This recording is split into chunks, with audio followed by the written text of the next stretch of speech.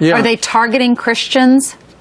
Oh my gosh, the magazine of ISIS, Dabiq, D-A-B-I-Q, had a recent issue. The front cover was a photograph of a jihadi, an ISIS jihadi, on the roof of a church in the Middle East, tearing down the cross on that church, and the title of that issue was Break the Cross. When we invaded Iraq in 2003, there were 1.4 million Christians in Iraq. Today, with the declaration of the Islamic State and the rise of ISIS, there are less than 200,000 Christians Wow. left. Absolutely, Ainsley. They are targeting Christians in the Middle East, in America, and in Europe. Okay. Do you find, as I hold up the cover of the New York Post, where yesterday this off-duty cop in Turkey shot the Russian ambassador in the back, he was standing behind him live on television. Everybody thought he was part of his security detail. Turns out he did have a badge and a gun, and he took that moment to kill the ambassador and then shout, Allahu Akbar, we die in Aleppo, you die here.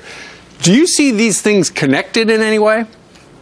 Absolutely. So, Steve, this idea, there's this phrase that floats around D.C. called lone wolf terrorism. I completely reject it. Lone wolf is a concept designed to make Americans stupid. There is no such thing as lone wolf terrorism. Whether you're the Tsarnaev brothers in Boston, the 9/11 hijackers, this police officer in Turkey, they are all connected, and the connective tissue is the ideology of jihadism. We have to understand, people aren't just sitting in their basement one day, go on the internet and suddenly become jihadis. That is bogus. They buy into the narrative of jihad, they choose that lifestyle, and then they kill the infidel. Dr. Gorka, we've heard our president-elect talk about securing our borders, extreme vetting, crushing ISIS, rebuilding our military. We know he's taking this threat seriously. But in Germany, 1.1 million refugees have come in 2015 alone. Angela Merkel has admitted it was the wrong approach. What can they do now in Europe,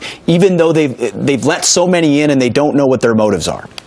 Well, this is the real issue, and Angela Merkel just gave her press conference when she said, we will live in freedom and in openness. No, you won't, Angela Merkel, as long as you have 1 million refugees who you haven't vetted. Right now, they have to go back, they have to screen these people with counterintelligence screening interviews, and on top of that, they have to do what the NYPD has done. The horse is out of the stables. You have to reinvent, rediscover human intelligence. You have to have undercover assets in the mosques, in those places where the radicals recruit, and you have to identify that jihadi before they go kinetic, before they build that pressure cooker bomb or kill their fellow citizens with just a truck. That's what they have to do, Pete.